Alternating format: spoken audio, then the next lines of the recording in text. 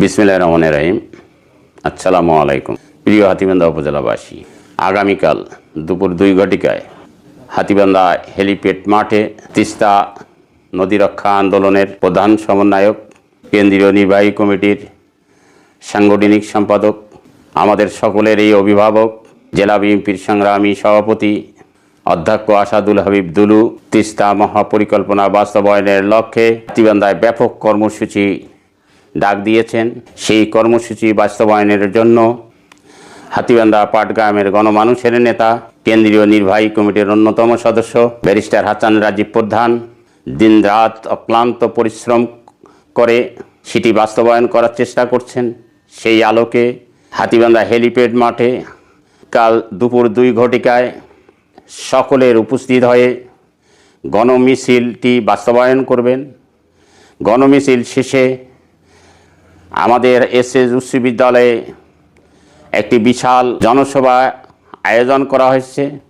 সেই জনসভার মাধ্যমে সারা হাতীবান্ধা তথা সারা বাংলাদেশকে আমরা জানিয়ে দেব যে হাতীবান্ধা উপজেলায় 6টি ইউনিয়ন নদীগর্ভ অবস্থায় রয়েছে। সেটিতে হাজার হাজার লোক ক্ষতিগ্রস্ত হচ্ছে। আপনাদের জানা আছে, কয়েকদিন আগে এই ভারত হঠাৎ করে পানি ছেড়ে দিয়ে আমাদের এই রংপুর বিভাগের 5টি উপজেলায় বন্যায় প্লাবিত হয়ে হাজার হাজার হেক্টর জমির ফসল নষ্ট হয়েছে। হাজার হাজার পরিবার ঘর ছাড়া, বাড়ি ছাড়া হয়েছে। তাই আগামীকাল আপনারা দুপুর 2 ঘটিকায় হেলিপ্যাড মাঠে এসে আমাদের এই গণমিছিলে অংশগ্রহণ করবেন এবং জনসভাটা যে বাস্তবায়ন করবেন। সেই জনসভায় প্রধান অতিথির বক্তব্য আমাদের প্রিয় নেতা অধ্যক্ষ আসাদুল হাবিব দুলু ভাই দিবেন।